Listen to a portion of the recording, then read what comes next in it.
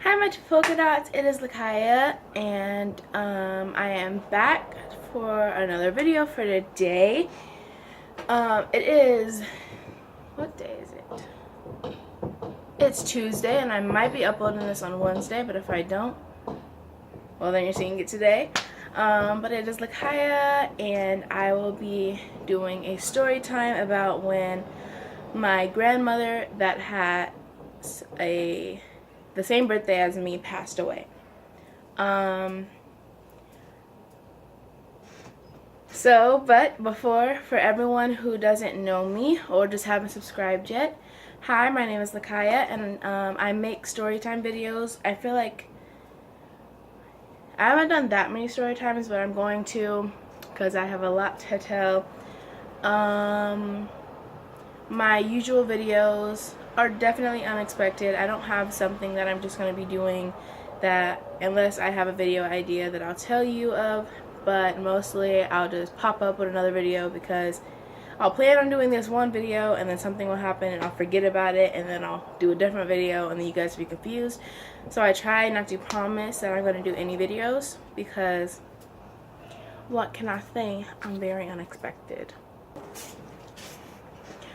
But for you guys that do know me, thank you for coming back to my channel. Please like and subscribe. I think I'm supposed to say that at the end, but who cares? I'll say it both times just so that you don't forget. And if you want to hear about how I lost my grandmother, just keep on watching. So this happened 3 years, going on 4 years ago, I'm pretty sure. She was 97, but here's the thing. My family, she lost track of her age because she was very old, obviously. So she lost track, and then my family lost track, and then people said that she died at 95. Some people said that she died at 92, but I'm pretty sure that she died at 97 because I remember that my auntie remembered her 95th birthday. And I remember her 96, while everyone else was telling me it was something else, but I was pretty darn sure that she was 97. And she was going on 98 that year that she died.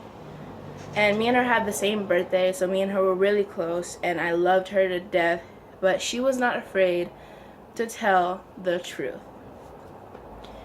Here's what I mean. Someone will come over, dirty up her house, she'll get on them so much, and she'll just yell at them, and like, she doesn't even have to know them. She knows how to speak her mind, or knew, and she was not afraid to tell anybody the truth.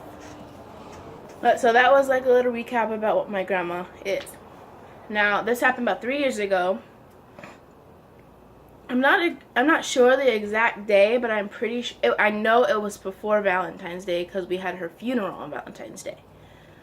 But it happened about 1 or 2 weeks before that, maybe longer, I'm not sure. But I was definitely not going on 13. I think I was like 9 or 10 maybe. I'm going on 13 in less than 2 months. Yeah, in less than 2 months I'll be 13 years old. But so yeah, I know I wasn't no younger than 9. I know that for sure. But anyway, sorry for blabbing so much.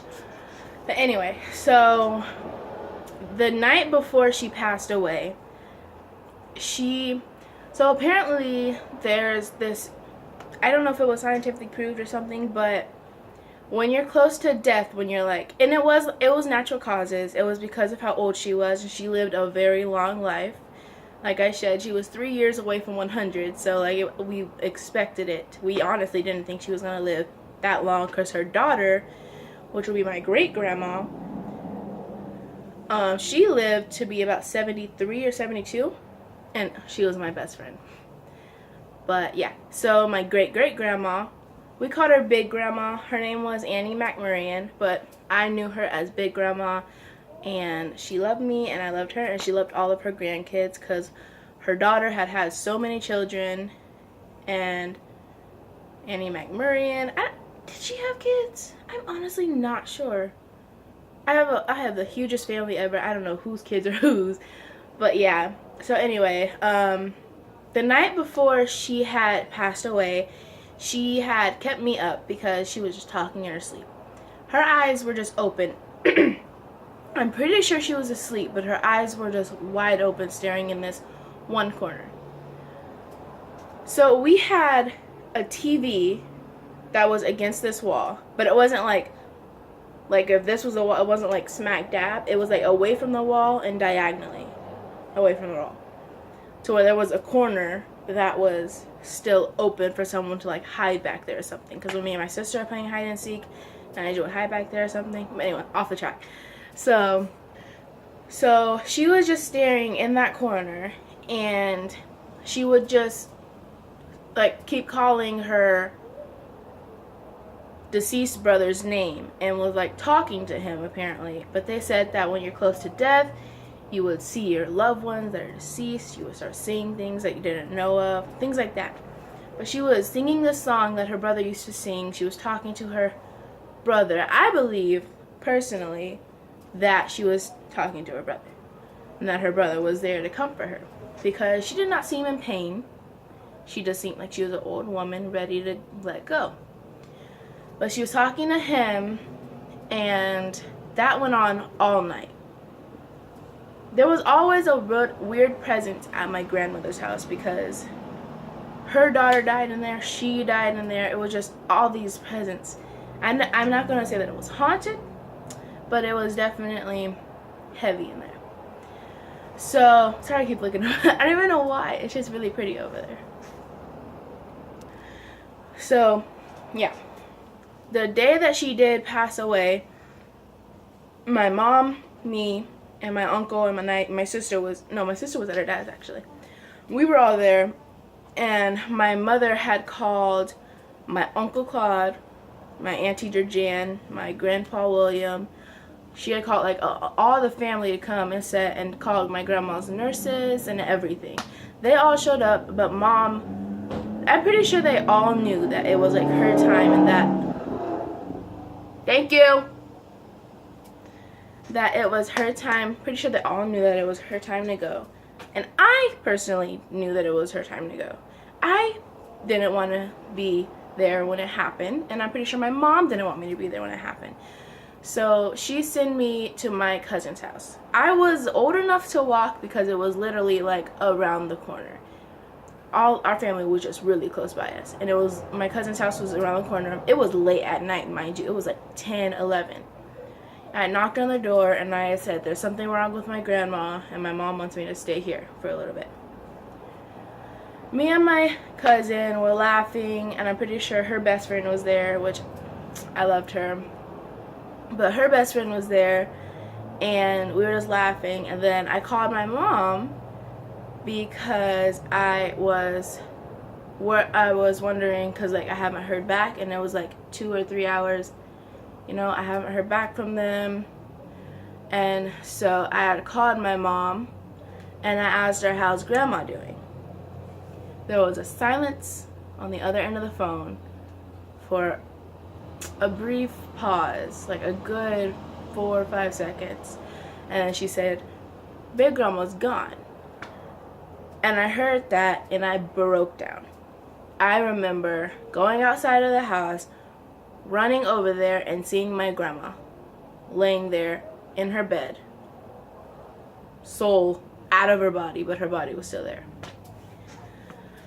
It hurt me a lot, and I cried a lot because I really did love my grandma. But I knew that she was happy wherever she was. And yeah.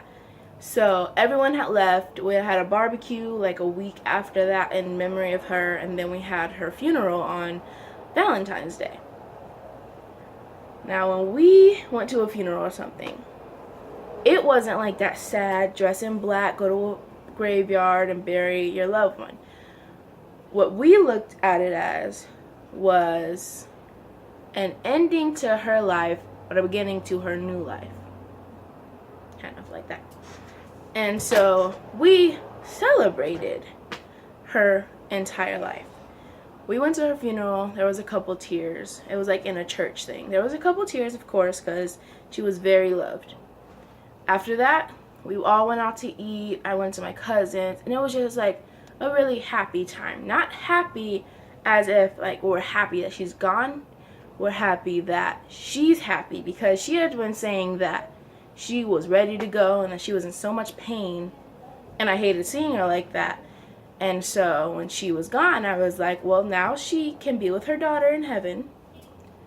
She's not in pain anymore, and her suffering was over, which was honestly like really great for her.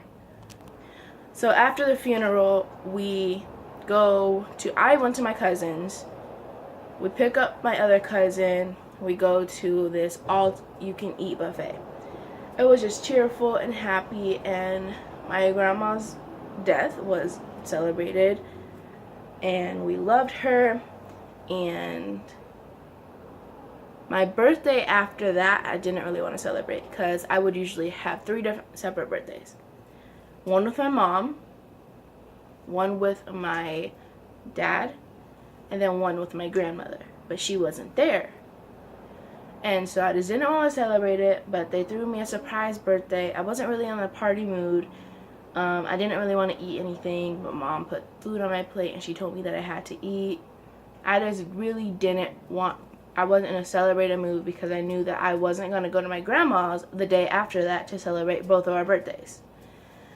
Which sucked, but I knew that she didn't want me to be sad. And so I got in the party mood. They smashed cake in my face. I loved it. I was happy. And yeah, so I always think that she is with me on my birthday, on our birthday. I feel that her presence is with me and that she would want me to be happy. Now my 13th birthday is coming up, and my mom wants to go all out because it's going to be my first year being a teenager. And I know that my grandma's going to be there with me celebrating her 101st birthday or something. And I asked my mom if we can put notes in a balloon and let it go. And she said yes, so we're also going to be celebrating her birthday, even if she can't be with us.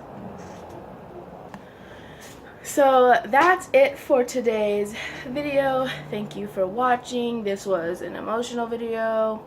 I took back my tears.